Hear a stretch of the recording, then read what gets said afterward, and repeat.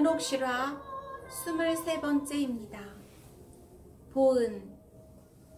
성 비안내는 말한다. 자식이 부모에게 어찌 감사의 눈물을 흘리지 않을 수 있겠는가. 부모와 자녀들을 키우면서 겪어온 고생과 근심 걱정은 이루다 말할 수 없다. 그러나 부모의 영혼을 구하기 위해 애쓰는 자녀는 적다. 부모 다음으로는 은인과 벗들이 영원한 행복을 누릴 수 있도록 우리는 기도해 주어야 한다. 복녀 안나 마리아 타이즈는 말한다. 연옥 영혼에 대하여 깊은 신심을 가지십시오. 이 신심은 당신과 당신의 가족이 재앙을 피하게 해주는 피레침입니다. 우리의 이익. 하느님과 사람에 대한 사랑으로 연옥 영혼을 도와주는 것은 아주 좋은 일이다. 그러나 자기 자신의 영적 이익을 생각하는 것도 결코 나쁘지 않다. 연옥 영혼을 도와주는 사람은 예수 그리스도의 말씀에 합당한 사람이다. 내가 진실로 너희에게 말한다. 너희가 내 형제들은 이 작은 이들 가운데 한 사람에게 해준 것이 바로 나에게 해준 것이다. 마태오복음 25장 40절. 행복하여라 자비로운 사람들, 그들은 자비를 받을 것이다. 마태오복음 5장 7절. 너희가 심판하는 그대로 너희도 심판받고 너희가 되질하는 바로 그 되로 너희도 받을 것이다. 마태오복음 7장 2절. 성 암브로시오는 위의 복음 말씀을 이렇게 설명했다. 우리가 애덕으로 연옥 영혼에게 베푸는 모든 것은 모두 은총으로 변하여 내세 그 100배의 갚음을 받는다. 제노바의 성녀 가타리나는 말한다. 나는 이승에 있는 모든 사람들을 향해 우렁찬 목소리로 사방에 메아리치도록 외치고 싶다. 가련한 자여, 왜 너희는 덧없는 이 현세에 속는가? 임종의 고비에 너희의 보호자가 될 자를 만드는 선업을 왜 살아있을 동안 쌓지 않는가? 완덕의 학교. 연옥 영혼에 대한 신심은 무서운 대죄를 미워하도록 가르칠 뿐만 아니라 아무렇지도 않게 숱한 소죄를 범하는 악한 습관을 고치게 한다. 왜냐하면 연옥에서 고생하는 영혼은 다음과 같이 부르짖고 있기 때문이다. 우리를 불쌍히 여겨주시오. 또 우리처럼 비방, 조소, 멸시, 질투, 교만, 허영 따위에 떨어지지 않도록 조심하시오. 그리고 선행을 하도록 힘쓰시오. 선종을 위해 계명을 충실히 지키시오. 죽음은 도둑처럼 갑자기 닥쳐오니 대죄를 지닌 채 살지 않도록 주의하시오. 페를롱 주교는 말한다. 현세에서 고통은 하나의 연옥이다. 병원을 세우듯 고통으로 이승의 연옥을 세우자. 우리는 연옥 영혼처럼 이승에서 하느님께 순종하여야 한다. 이승에서 자신의 연옥 고통을 치러야 한다. 주님, 이는 얼마나 아름다운 일이옵니까? 유력한 보호자. 성 요한 크리소스토모는 말한다. 천국의 성인과 연옥 영혼은 공로를 세울 수는 없으나 생전에 쌓은 공로를 우리를 위해 쓸 수는 있다.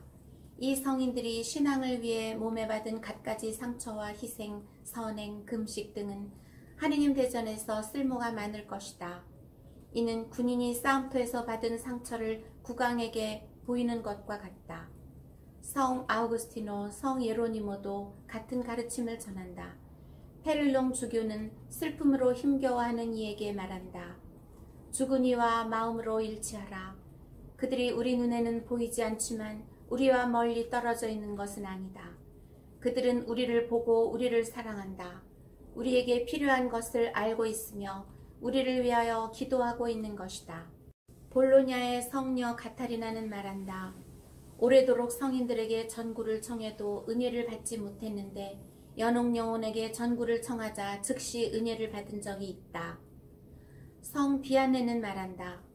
우리가 만일 연옥 영혼이 가지고 있는 힘을 안다면, 그리고 또 그들의 도움으로 커다란 은혜를 받을 수 있다는 것을 안다면 죽은 이들을 이렇게 쉽게 잊지는 않을 것이다. 죽은 이들을 위해 열심히 기도하라. 그들도 우리를 위해 열심히 기도할 것이다. 60세의 어떤 부인이 중병에 걸려 나을 가망이 없는데도 한사코 사제가 곁에 가는 것을 거절했다. 그래서 사제는 연옥요원에게 부탁하여 만일 이 병자가 회개한다면 천국에 제일 가까이 가 있는 영혼을 위하여 미사 한 대를 드리고 또 십자가의 길 기도를 한 번 하고 이 일을 연옥영혼을 위로하는 모임의 소식지에 발표하겠다고 약속했다. 그리고는 사제는 항상 거절만 당하지만 한 번 더 가봐야겠다는 생각으로 부인의 집을 방문했다. 그때 부인이 그를 불렀다. 그녀는 고해성사를 보더니 병자 성사를 받고 성체를 영하고서 십자가와 성모패에 입 맞춘 채 세상을 떠났다. 어느 장교의 편지 한 구절을 소개한다. 1919년 1월 1일 나는 바지에 라스타드 거리를 걷다가 결혼 반지를 떨어뜨렸다. 뒤늦게 깨닫고 지나온 길을 여기저기 찾아보기도 하고 성당에 들어가서 사방을 두루 찾아보기도 했으나 헛일이었다.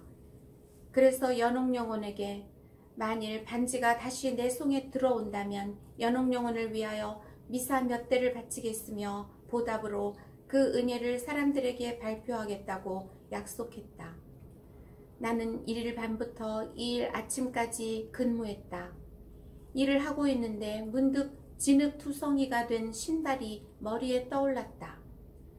그래서 그 신발을 솔로 한 번 문지르니 결혼 반지가 구두 굽 속에 끼어 있다가 떨어졌다. 결혼 반지가 낀 상태로 전날 심리 남짓하기를 걸었던 것이다. 이는 의심할 것 없이 연옥영혼의 덕택이었다. 복녀 안나 마리아 타이지의 기도와 선행으로 구원된 연옥영혼은 가끔 그녀에게 나타났다. 어느 날 복녀는 한 망자를 위하여 성체를 영했다. 그랬더니 곧 그가 영광 속에서 은인에게 나타나 말했다. 사랑하는 자매여, 당신의 사랑에 감사합니다. 당신 기도의 은혜로 일찍 영복을 받으러 갈 수 있었습니다. 천국에 가서도 결코 잊지 않겠습니다. 복녀는 말했다. 여러분은 연옥영혼에 대하여 큰 신심을 가지십시오. 상황이 허락하는 대로 그들을 위해 미사를 바치십시오. 주님, 죽은 이들에게 영원한 안식을 주소서, 영원한 빛을 그들에게 비추소서라는 기도를 날마다 100번씩 외우십시오. 미사 때 그들을 위하여 이 거룩한 희생을 봉헌하십시오. 그것은 여러분과 여러분 가족의 행복으로 돌아올 것입니다. 포르토 마우리치오의 성 레오나르도는 44년 동안 강론을 하면서 이따금 다음과 같은 말을 되풀이했다. 형제 여러분, 잘 들으십시오. 여러분이 단 한 사람의 영혼을 연옥에서 구해도 천국은 그대의 것입니다. 왜냐하면 그 영혼은 은인인 당신이 영복을 얻기 전에는 당신을 위해 분발하는 것을 그치지 않을 것이기 때문입니다. 그리고 연옥 고통을 면하게 해줄 수는 없을지 몰라도 잠깐 동안이나마 가벼운 보속이라도 다 하면 영복을 얻을 수 있도록 도와줄 것입니다. 시에나의 성 베르나르디노는 말했다. 죽은 이를 위하여 끊임없이 기도하라. 그들을 위하여 자비를 베풀어라.